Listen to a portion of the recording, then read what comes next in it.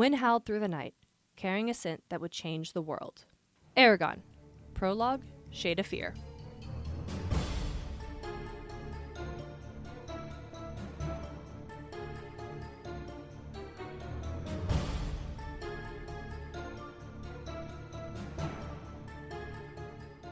Welcome to Eragon and Back Again, a podcast where we explore Christopher Paolini's inheritance cycle, one chapter at a time.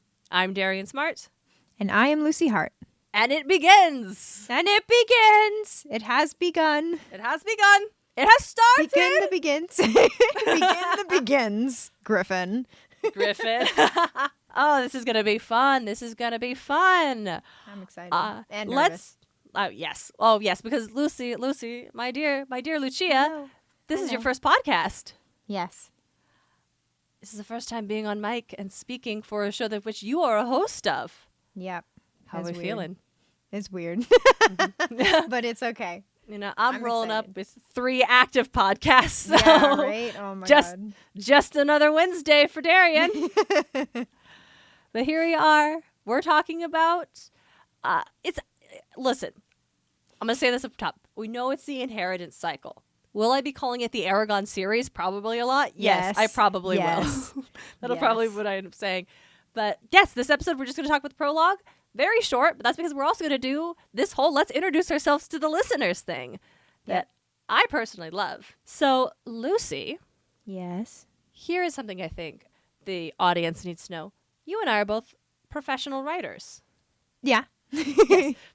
Long pause for a second, being like, okay, technically, professional means getting paid, and there was a time when we were both paid writers. We were both paid writers, we have and left no longer. That job. And that is all I'm legally allowed to say about that. Yeah. You can say more, but I can't. It wasn't great, and so we left. And so we left, dramatically in some cases. Yes. But I bring that up at the top because our approach, I believe, you and I have talked about this a lot, so I want to set expectations with our listeners, is I believe our approach will likely be a mix of talking about the book and reacting to the book, but also breaking down how each chapter is working in a mechanical sense, right? In that storytelling sense, coming from a writer's perspective. Yeah, talking about how like different themes fit in, kind of like maybe like because this isn't our first time reading these books. No. We should so also we've read mention them that, before. yes. Yes, and it's just like, so it's touching also about like, oh hey, this was a touch of foreshadowing, or just like different themes and how that works in, and just like how certain things are written to portray certain themes and stuff like that. Yeah, and anything like we notice, good thing, bad thing, weird thing. Yeah. Sometimes if we're going to be talking about something, it's not necessarily, wow, this was bad. It's more just like, this existed. And I noticed it, and I'd like to break down what it maybe means. Yep. Because I see also, while we're not being actively like paid copywriters at the moment, Lucy, you're actively working on a novel. Yes, I'm writing. writing. Just so much writing. Slow and steady. It's very slowly, but yes. And I spend my summers working at a writing camp for kids. So we come with credentials. Yes.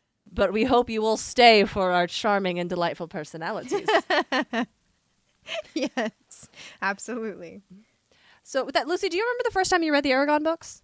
See, I already did it. I do. So, and this is the thing I wanted to say, like that I've been like hinting at since it's like we're going to talk about. Right. Yes. You wanted to tell me. Oh my gosh. Yes. Okay. So I don't actually know if I've told you this before. Okay. Or not, but so when I first read the book series, I honestly think it was like the first time I picked up a book that like I never read a book with a prologue before. Oh, okay, yeah. And so I picked this one up and I didn't know what it was, and I was scared it would spoil stuff for me, so I didn't read the prologue. You did? And I didn't read the prologue in my first read through, and I just jumped into the first chapter. You've never told me that. Yeah. So I just went in like completely blind as to like what happened previously. So you weren't a grown up at this time. Obviously you were like a maybe early middle schooler. Yeah, it was like, I think it was like if not early high school, like the middle of middle school or somewhere in there. Yeah. So, because I had been reading the Harry Potter novels and they do not have a prologue. Yeah, honestly. So they just jump in. So it was like, and it like, again, just like any other books that I don't know if I was like a super avid reader at that point, but like the Spiderwick novels and like Chronicles, I think that is. And then like things like that. But it was like, I hadn't read a book before with a prologue. So I didn't know what it was. So I was just like, and we're just going to skip this because I don't know anything about what's happened. Like, I think I read like the first line and I was like, oh my God, this is going to spoil stuff for me. And so I just skipped it. Liz, that is, no, you've never told me that. That is delightful. I was also thinking Potter and that first chapter that I was thinking like, why is this a prologue? And that's the first mechanic things we can talk about. What, like, when do you add a prologue? I feel like, because it's like in my novel, I am writing a prologue. And I feel like a prologue does allow the readers to read something that's like you can, like, I feel like a prologue's pretty flexible. Like, you can go, you don't even have to hone in on the first, like, your main character in it. You can go completely different and just explore like different themes, and it lets the reader know just like some stuff that's going behind the background that the main character doesn't know, but it's kind of like a teaser for the readers, so they're just gonna be like, because in my prologue I start off with this character Fig, and then it jumps into this my main character Jenka, who might change, I don't know, and it's like a thing where, and then like Fig is not brought up again for a very long time, but it has the readers, like, I guess spoilers a little bit, but it's like it'll have like readers looking for these characters, like when are they gonna pop up, like what's happening, and I do feel like it's also like a little friendly wave, like when the readers are able to be like, oh, we read that in the prologue and they don't know but we know, kind of thing. So I think that's it. It's setting, when you start your story in a place where your POV character isn't, I think is a major or when there's like massive time set up. Yeah. Because I was thinking, like, honestly, first chapter, and again, all right, we keep referencing Potter, but that's what we've got right now. Yeah. Is because I can't think of another. Honestly, I'm having a hard time thinking of another type of book that has a chapter that starts quite like this, that is or isn't a prologue, and two, thinking of another book that starts in not the character's POV. And I know there are tons, and I know I have read tons, but I, for the life of me, cannot think of another one right now. So here we are. Yep. I would almost say that first chapter, you know, it like shifts POV, but it does not come from who will be our central point of view character for the rest of the series. And it starts out 11 years before the books actually really take place. Yeah. Yeah. 10 years or so. And it is 9 years or so, whatever. Yeah. and somewhere in there. It almost could be a prologue, because it is so set apart from the rest of what you're reading. Like, I think that is why what the prologue here is the prologue, because it is, from my knowledge, I think the rest of the series is going to be from Eragon's point of view. Like, we don't switch POVs. Like, maybe in other prologues, I don't remember, but the rest of it's going to be from Eragon's point of view. So it's from someone else's POV, the Shade in this case. And it is, but it's not long ago. Like, as we'll find out, what happens to the prologue feels like it probably overlaps a little with what we're about to get into, or what we will get into next in chapter 1. Yep. And that's just the thing. That's just the thing I noticed, is that I feel like it could have just been chapter 1 as Shade of Fear. I think it's a prologue because it is in a different character's POV. Yeah. I also think, like, it might be, I honestly can't remember if the Eragon series, Inheritance Cycle, is if it's a young adult novel or a kid's novel, because I feel like Harry Potter is like that borderline of young adults but also kids, because it is more, especially the first one is definitely more for, like, I read that in elementary school, so like we just keep referring to the Harry Potter just because gang, we know. Hey, listeners, we know, like, no, we know, we get it, but like or no. So the Yeah. thing about it is, I think middle grade is kind of where it ends up when you can't tell if it's child or you can't tell if it's like YA. Yeah. It's like middle grade, but I feel like we were talking about this. I don't remember what the conversation, but like trying to like the fact that Eragon is published as like a middle grade or like YA high fantasy, I think is part of the reason why it blew up so big, because it is by no means like the first major like fantasy book for kids. Yeah. But I also think maybe it almost is for this kind of fantasy, this very Tolkien-esque inspired fantasy. Like you mentioned Spiderwick earlier. I read Fablehaven and stuff. Yep. Those are fantasy. Those deal with like magic worlds, but not the same way this when you get into like that hefty text of those like major high fantasies, those major worlds that usually tend to lean more adult fantasy, maybe YA. And I think part of the appeal that Eragon got was kids getting to read these kind of fantasy story, many of them for the first time. This is definitely like, I had not even like, pretty sure I watched the Lord of the Rings movies at this point in time, but they weren't like a huge like point. I hadn't read any of those books. I still haven't read any of those books. I'm probably not going to read those books, gang. Yeah. But this was the thing that introduced me to the idea of fantasy at this scope. Yeah. Like, I think a lot of people who are, like, Christopher Paolini fans or just, like, the Eragon series fans is that they know that Lord of the Rings and that kind of, like, high-wrote fantasy was a huge influence to this. Oh, so someone... yeah, we could say influence. We could use other words.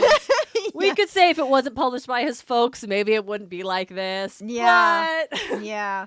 But that's it was not the conversation we're here to have today. Yeah, but it's like with when Lord of the Rings and like that kind of stuff was just intimidating for a lot of like middle schooler, even high schoolers, where that's a lot. Like they watch the movies and they're like, sweet, and then they try to read the book and they're like, oh no. Oh no. kind of thing. Yeah. So it is definitely like I've listened to Lord of the Rings. I haven't read Lord of the Rings, but like I understand like how tough that could read, and then Eragon does read easier. It still has that same kind of vibe as Lord of the Rings does, but it's not like heavy or difficult. So. Yeah, it's not being written like that. Yeah, that's definitely true. And I will say a phrase that I got from my dear friend Dylan Hunter many years ago. We stand on the shoulders of giants. Yep.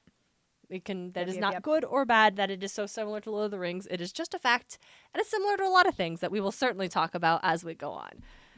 But for now, also read this when I was in like 7th grade, I think is when I started. I remember being so upset when I found out that the third book was going to actually be 2 more books and the series wasn't over yet. Yep. I just wanted it all. I just wanted to read it all. But yeah, shall we get into the prologue? Yes. Let's. Should we do like a brief here's what happened, or I don't know, let's just roll with it. And then dear listeners, if you have thoughts, ways that we could be doing this show that'll make it more enjoyable, understandable for your listening experience, hit us up. We're at Eragon Pod on Instagram and eragonpod@gmail.com. Yeah. For now. Well, no, sorry. For now, let's get into what we're going to do. There we go. I feel you. I do like the kind of like this is what happened kind of aspect to it. Do you want to... Especially with the prologue, just because it's so short. It's so short. Yeah, do you want to then, in that case, briefly summarize what happened in the prologue? Okay, yeah. So in the prologue, we are introduced to this character, the Shade, and we don't necessarily know anything about him except like all we know on him and his character is just how he's interacting with the world around him. And one of the big thing for me, it was like when I read this much later after I actually read the prologue for the first time, and then re-listening and reading it this time, he just gives off such I am the bad guy vibes. Mm-hmm. And it's like in every little aspect of what he does, because like I think like one of the first things he says to like his orcs, who is like his minions, is he's like the Urgals. Yeah. And he says, stop whoever's coming or die. And that's like a whoa. Like that seems to take it from like 1 to 100 real freaking fast. But all right. And then he calls them tools. They were tools, nothing more. And just so he's like, and then he also like burns the forest down with like no regard to anything like that. And then like when this elf woman sends this like I think they refer to it as a stone. Yeah, I want to talk about that. So we're going to upfront. Okay, so I believe, as we discussed, our goal is to be a spoiler-free podcast. Yep. So we're only going to discuss what we know in these books. Can we discuss the things that we know are super obvious? I don't know. Well, I'm over here because I want to talk about the stone thing. And the fact that it's called a stone, how that doesn't work here mechanically. Yeah. That's a big writing thing that I want to talk about. Okay, the fucking back of the book says, when Eragon finds a polished blue stone in the forest, he thinks it is a lucky discovery of a poor farm boy. But when the stone brings a dragon hatchling, Eragon soon realizes he has stumbled upon a legacy nearly as old as the Empire itself. Should we have read the back of the book at the top of this? Maybe okay. You can cut that in. Okay. No. Okay. I'm gonna say stone. It's a dragon egg. We know it's a dragon egg because it says so in the back of the book. And if it says so in the back of the book, we can talk about it. So okay, that works. I'll put a pin in that. But we know he is after a dragon egg that this elf woman is carrying with her 2 guards through the forest. We don't know why. We don't know where they're taking it. But and I'm gonna. That's towards the end of the chapter where I want to talk a little bit more about the stone of it all. But yeah. Another thing though, like when speaking of like how we know he's like this is a bad guy. Like I think that's a big thing of this prologue is to set up this being as our villain. He looked human except for his crimson hair and maroon eyes, because red hair equals not human apparently. Like I get it, but also I don't know. Crimson's just red.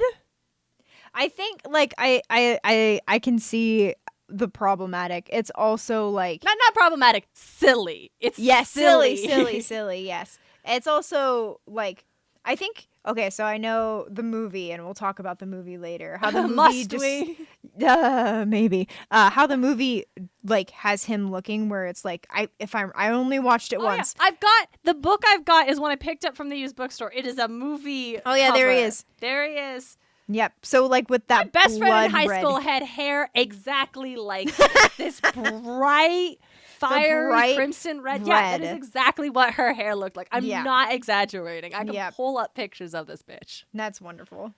So, but it was for me. It was like it almost is like blood red. I feel like blood red would have been a better. And I think that might have been if you want to stay away from Inhuman apart from his red hair. And it's like, well, people have red hair. It doesn't make them inhuman. But if they literally just had like blood red I think it's just a silly thing that caught me up. I was like, okay. Like I feel like maroon eyes could have just been your go-to. Is that his maroon eyes? Bet. Yeah. Bet. The maroon eyes that glared from beneath crimson hair. Except I hate it when they describe features. Here's another thing I don't like is when they're POV characters describing their own features. Mm-hmm. And this shade is our POV. It's weird because it's like we're watching from like a camera that's like showing on this. So it's because if it was in first person. Yeah, it's third person limited. Something like that. Yes, because first person is when I'm telling you the story. Yeah. Third person is when there's an external force telling you the story, and third person limited is when they only have information of one or specific characters. So I would say this is third person. And even then, it bothers me in third person limited. I get it. It's different than first person, but I know you're telling me, but you also are inside this guy's head. I don't know why it bothers. I mean, I know why it bothers me, but... I've been listening to these books that are like how to make your writing better and like stuff like that. And a lot of God, I can't remember exactly what it says, but it's like when describing your characters, you want to do it in a like flawless way that you're not like, and their eyes were this big and their lips were cupid shaped and their hair was this long and this color and their skin tone was this color and blah blah blah blah blah, because that just pages and pages and pages of just don't need that awfulness. So like I think like one of the biggest cliches is having the character look into a mirror and then describe tell their you what features they see that way. And because I think bringing in Twilight, that's how Bella describes herself after she transforms into a vampire. She looks into a mirror and she's like, oh, the perfect girl looking back at me, except she's like, she can kind of see the flaws, but not really, kind of thing. I would almost defend the mirror thing when it is after a major transformation. Yes. Okay. I see that. I see that. But I've seen that in other things where it's like I looked in the mirror and I saw like in like pulp horror stuff. Yeah. Like, why pulp horror? It's like, and this is what it's, I don't know. It's not so bad here, especially because like the point isn't necessarily to describe the character, but to distinguish that he is not human. Yes. And I don't mind that. It's a silly thing that I got a little hung up on. I'll admit that. Yeah. Can we talk a little bit about the Urgles, who are basically orcs, right? Like they're orcs. Yeah. Yep. Yeah, they're, basically orcs. Yeah, they're described as, they resembled men with bowed legs and thick, brutish arms made for crushing. And that's the only, I think they also mentioned they have horns later on at one point in time. And they smell terrible. They smelled like fetid meat. Yep. I want to talk a little bit about this prologue is establishing our villains and our monsters. And how many times the Urgles are called monster or creature. 5 times. Yeah. It's 5 times I count. And these like half dozen pages, if that. Yep. And this is again from the shade POV. Yep. But it's interesting because basically it's setting the reader against these Urgles, these beings, like right out the gate. Because they're like, obviously they're the bad guys. Obviously they're about to attack something. They're waiting to ambush somebody. Eyes brightened under the Urgles' thick brows, and the creatures gripped their weapons tighter. And they are at stark contrast to who their target is, these elves. 3 white horses with riders cantered towards the ambush, their heads held high and proud. On the first horse was an elf with pointed ears and elegantly slanted eyebrows, which I noted because, like, not 3 paragraphs earlier, the Urgles had thick brows, and there's a distinct difference in the visuals. In, like, the elegance and the brute. Yeah, like, trying to establish, like, this is what is brutish and monstrous and evil in this world, and this is what is, like, they're literally on white horses, gang! Come on! But also, it's like these, like how they're called creature, monster. There's essentially being presented as if they are horde, like beasts, wolves, or skeletons you've risen from the ground. But we also know that's not the case because actually the first description we get is around him shuffled 12 Urgles with short swords and round shields painted with black symbols. They have a language. Yep. They have weaponry, they have language, they have creation. They're not just animals. Yes. But that's not the way that they are presented to us in this chapter. Or it could also be the way also they have black blood. Black Urgle blood. If you want to talk about like how to set apart that character who we're supposed to know is good versus character who being told is bad. Yeah. Literally making their insides different is a pretty common trope to pull as well. Again, these are not thing bad. This is more just like thing I clocked. Observing. Oh, yeah, observation. Yeah. Yep. The horned monsters came out of the forest. So just, just how to, like, make a monster. And so by the end of the prologue, we get our shades are big, bad, powerful guy, and these Urgles are just, like, these horde beasts we need to fear. Yep. It's also, the Urgles are also portrayed in a way that they're not very smart, because where the shade can, like, also just more like, I guess it goes again to the elegant kind of thing, because the Urgles are loud and grunting at each other, and they're like shuffling around, and the shade is just standing stock still and not moving and doing anything. And like, so it's almost implying that they don't know how to be quiet. And honestly, when I was listening to this again, I was like, how did the horses and stuff like not hear them if they were making that much noise about shuffling and grunting and breaking twigs? And because like they were also standing there for an hour waiting for these people to come walking through. And so it was just like very much just wild to me. I was just like, I'm like, oh, so the horses are going to pick them up. And it's like the horses only pick up the Urgles when the breeze changes, and then the Urgle smell comes wafting through. Yeah. Which is wild, because apparently they smell so bad. Yeah. It's wild that it just took the breeze, because they were right on them by the time the horses clocked it. So I'm like, wild. And the elves are supposed to have this like hyper sense and stuff like that. And also, so I just thought about this. If the shade could sniff and smell the elves and the horses an hour away, and it wasn't overpowered by the Urgle stench, right? Because I'm thinking, really, what we needed to do is stop and like everyone's taking a shower. We're just all gonna take. There you go. Because that's another thing is like saying, oh, they stink, they're wretched, they don't know how to clean themselves. That's also a thing that's like adding to that these are monstrous creatures. Yeah. And they like right out the gate. So 3 elves, the 2 dude elves, they are cut down immediately by the Urgles. They're like the arrows get them and stuff. And then our lady elf in the middle is like fleeing. And the Urgles are chasing her. Well, first they want to go to the elves that they slayed. Yep. And the shade is the one that's like, no, after her, she's the one I want. She's the one I want. And that's after he kills, because they were all bolting away on their horses, and the Urgle shot down the 2 male elves and their riders, and then the shade shot down her horse. Yeah. And then she stumbled and then looked back, and that was when she saw her fellow elves who had fallen, and then the Urgles like rush over to their kill to who knows. Yeah, that's another thing I clocked is like monstrous.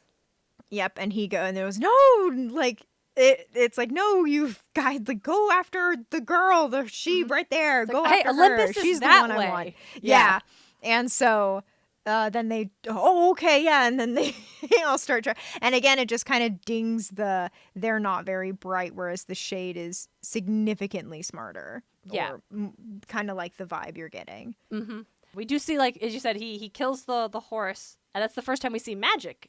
And we're told that this story will have active magic. Yep. So which is exciting. That's always exciting when magic. I'm always excited to see a magic system. Show me more. Yep.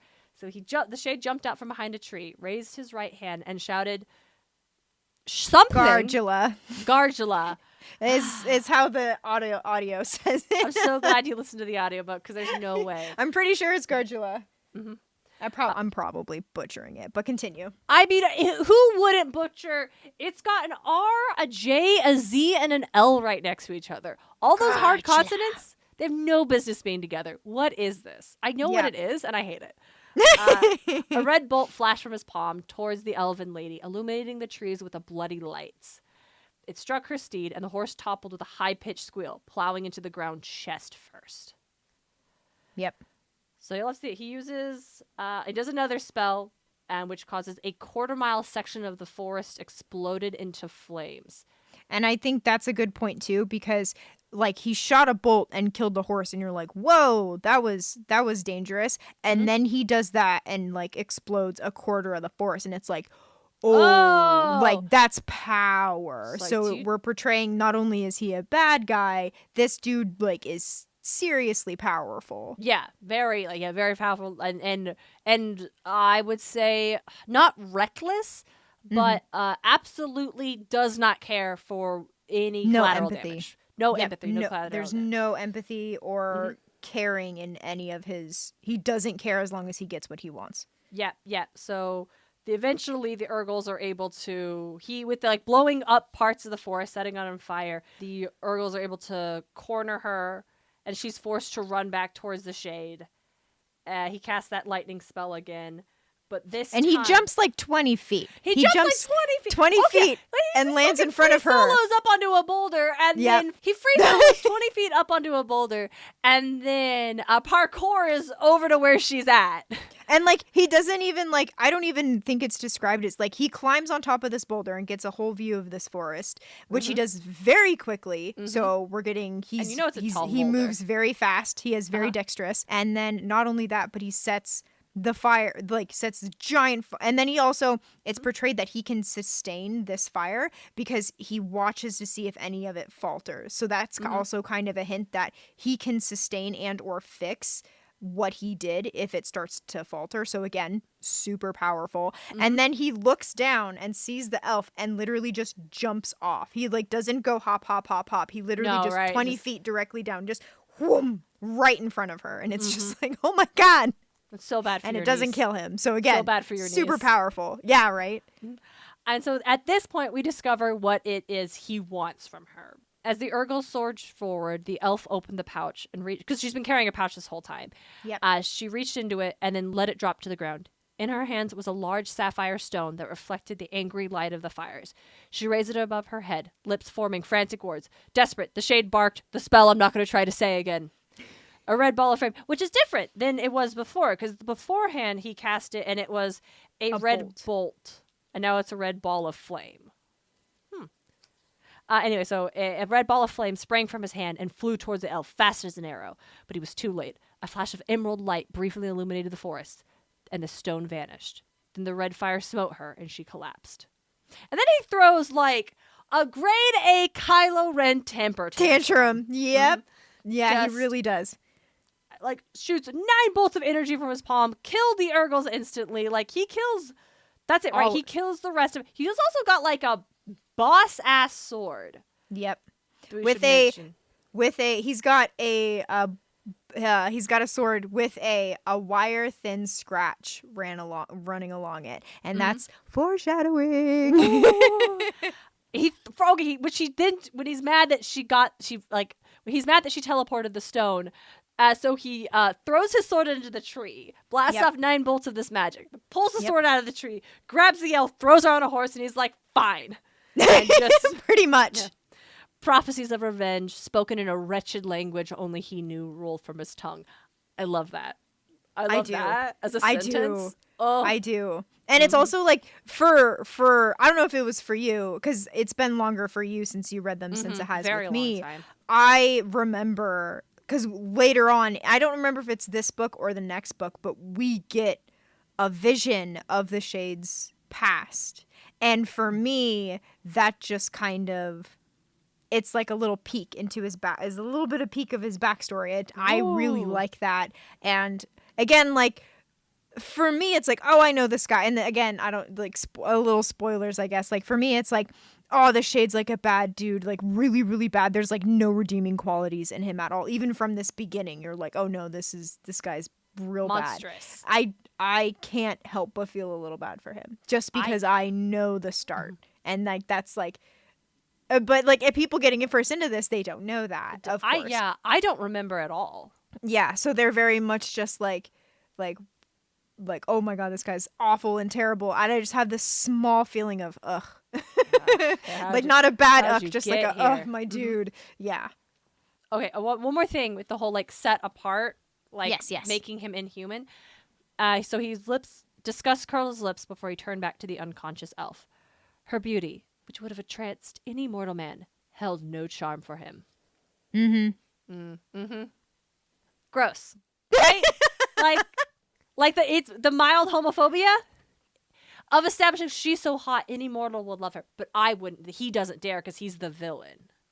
She does her beauty has no power over him. I don't think it's intentional, but I think it is a trend of like, oh, the villain has no interest in pretty ladies. Okay. It took me a minute, but I got there. Yeah. No, I can see that. I don't think that's intentional. I think it's like a trope. I was going to say, it's very tropey. It's very tropey where the villain can't be swayed by anything, including beauty or anything like that. Yeah. So it is very tropey. Yeah, it's a trope. But I do think it is a trope that is also used for, like, queer coding villains. So I'm gonna listen again. I say thing not necessarily bad, and a lot of the comments I'm gonna make where it's like I don't think that's good isn't me being like Christopher Paolini needs to apologize. Nah, gang, this is just me hyperanalyzing the text. This is me taking like my experiences and personal biases and knowledge and analyzing the shit out of this text because that's what I'm gonna do here. We're just like dissecting it and then we're laying it dissect out. it. And it's like this could mean this could be as straightforward as it is, but we're like, nah, we're gonna go dig into, down like, these why? rabbit holes. because it is specific of like another detail that is supposed to make this character like our villain. Mm-hmm. Like right out the gate, we know he's not human. And they're doing like all these things that are setting him apart to establish him as the villain. And I think that's just another layer. I agree. I also think it's also establishing the elves as well as being just these like gorgeous, so beautiful, proud, so beautiful, like so pretty, so proud, so like poised and commanding. Because that's another thing where she is. Because I think the elves like whisper to each other, and then she says something, and then they change position. Yeah, but it's they're described on, like, rotation. they're on rotation of their this patrol guide something convoy. I think that works. And or escort, yeah. And I do think it's just interesting that oh god, I lost my train of thought. Can I interject while you're finding your train? Yes. I think what I want to talk, because we're about like done with the chat with the prologue, but I want to talk a little bit about this elven woman because we don't know her name yet. But like as we're like noting everything that's meant to tell us about our villain, I think it's like a lot in this chapter tells us a lot about her, though it's not from her POV. We get that she is like incredibly competent and incredibly dedicated to what she's doing because her two companions have fallen. She is upset about that. Like, she is not unmoved by the loss. Yep. But she stops herself from running to him because she has something more important. And so we get that because right at the gate when she's first described, she has the pouch in her lap, and she keeps looking at it as if to make sure it's still there. So we get she is responsible for something incredibly important, thus making her someone of some degree of importance. And she's incredibly competent. Like, they are ambushed. She reacts instantly. She runs. We know she like kills a bunch of the Urgles with her sword, so she's like competent in combat. She is fierce, and then when she is cornered, as would inevitably be, like it's like she didn't do anything wrong. Like this is what happened. She acts fast, and she gets this stone away at the expense of herself. She does not try to flee. She doesn't teleport herself away. Whatever this thing is so important, she's willing to sacrifice herself for its safety. And I think that's cool. We don't know who this woman, this elven lady is, but that's another thing. It's like, I want to meet her. Like, when do I get to meet her? What's her name? I want to. That's what you said. I think talking about your prologue and Fig, and like looking for these characters. Because when we get to the next chapter, she's not there, and so me as the reader, I'm like, but where's she at? Because now she's taken prisoner by our very big bad villain, the Shade, and you're like, and she's like, he's mad. Yeah. And it's incredible. It does give you a sense of almost urgency because we go from this like high stakes scene, and then she's struck down, and you're like, oh my gosh, and then we cut to like very, very low key, very quiet, like, very whoa. It's like the very stark difference in what's happening, and so it's like wait, but what happened? Like, go back, like she's in really she's big in trouble. danger. Like, oh no, exactly. And then, like, I don't know this kid. I want to know her. Yep. And so it does bring that sense of urgency to it. And it's also just like, again, like what you were saying with this elf woman is like, she's selfless, she's brave, she's like strong, she's just this badass woman, and it's just like, whoa, and then she's struck down, and you're like, no, kind of stuff. So so it's very much like, but what happened? But what happened? Bring her back. Like, what happened? Yeah. Yep. And now we get to the part that the last thing that I really want to talk about for this chapter is this line. He convinced himself that the stone was gone and retrieved his horse from its hiding place among the trees. There's this thing that I know writers do where you want to keep your reader in suspense. So you hide information from them. It annoys me when it's done as a lie. Mm-hmm. Because it's in the Shade's POV. which means he has no business referring to it as a stone. Because he knows it's a dragon egg! Yep. He should He say knows. egg. I get that it's like wants to make us a surprise for in later chapters when we discover it's a dragon egg. Mm-hmm. And we discover that's why he wanted it so badly. Yep. But then a different word choice needed to be picked. This first description of it, Sharice into it, large sapphire orb. Yep. Oh, shoot. The large sapphire object. Or when he like looked and he's like, confirmed that his prize was gone. There you go. Yeah. Yeah. Like, don't lie. Yeah, and like again, like going back to me having never read this the first time, I didn't get that. So I wasn't told from a figure who knew what that was and so he knows, the Shade knows it's an egg, and I wasn't told that he knew that it was a stone, if that makes sense. Yeah, because he referred to it. Yeah, because he referred to it as a stone. So that's like confirming, oh, it's a stone, and then switching, just like thinking, oh, it's a stone. It's not really anything that, because like, it's like probably going magic, on to the next, right? Yeah, because it's like, and then going on to like the other chapters, I was like, what is this stone? Like, because me, I was like, I had no clue of any of this, and so I was like, what is this stone? This is a weird looking stone, and for me, I was like, it's got to be the dragon egg, right? Because I'm like, because you know this kid gets an egg. Yeah, it's that, and it's also like there's a big blue dragon on the front of the book. Like, yeah, it's gotta be a dragon egg. But for me, it was very much like I fucking knew it kind of thing. Oh, yeah, it was very much like I don't know, because like I also think it would have made more of an impact with being like he confirmed the egg was gone, and then we switch, and then Eragon starts referring to it as a stone, and we're like, wait, no, it's not a stone though. Like we were just like, so we're in suspense and waiting for him to discover that it's an egg, and he only does it when we read later on. So I feel like that would have made a more suspenseful.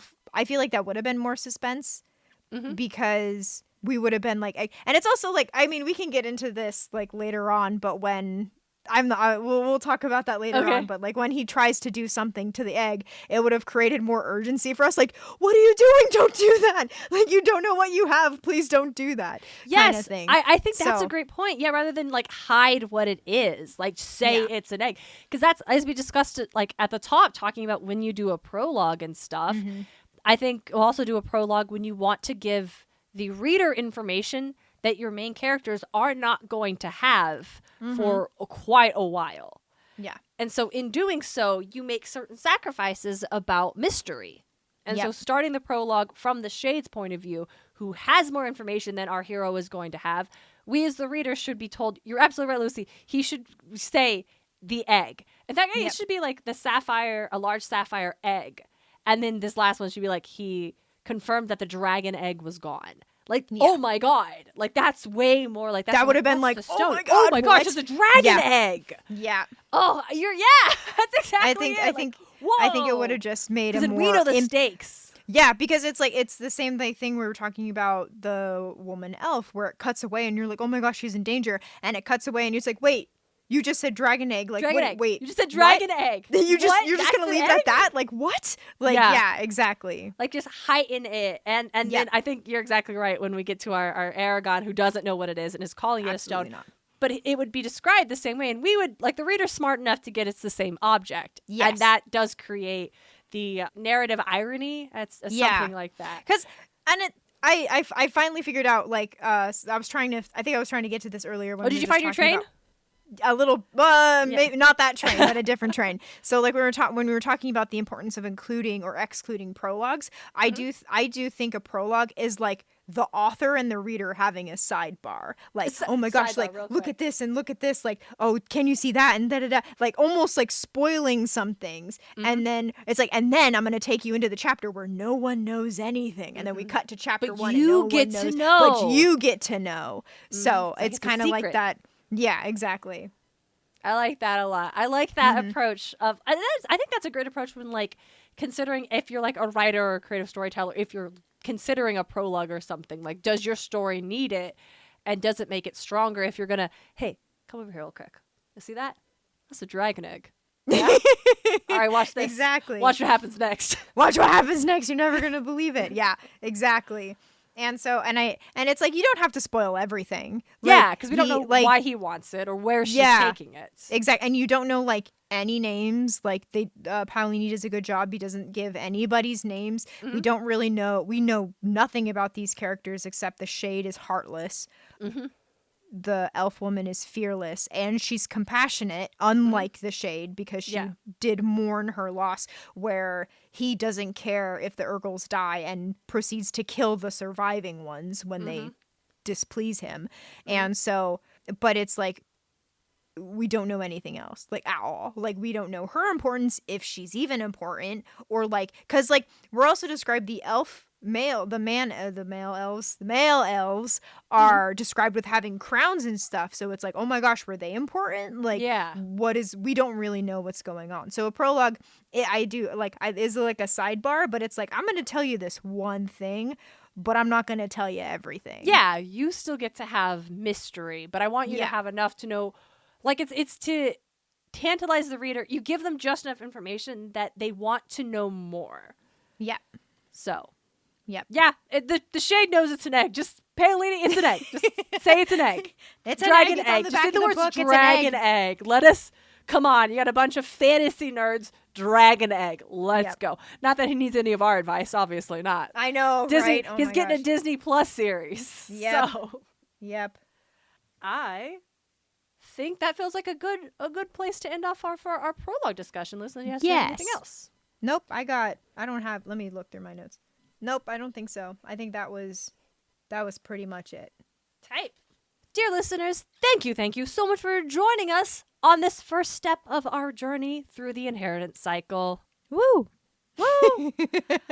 First episode, obviously, we gonna jump into this. There's a lot of chapters in these books, so we'll be doing this for quite a while. So we absolutely want to hear from you. What can we do to structure the show for your listening experience? How do you want us to, at the top, say, here's what the episode, like, here's the chapter beat by beat, and then go into it? Like, what do you like in your read-along podcast? Let us know. Like I said, we have an Instagram. You can hit us up at EragonPod, or you can email us directly at eragonpod@gmail.com. Links in the show notes. Whoop, whoop. And we will be back next week. It's a weekly podcast. Until then, she's Lucy Hart. And she is Darien Smartt. And this was Eragon. And back again.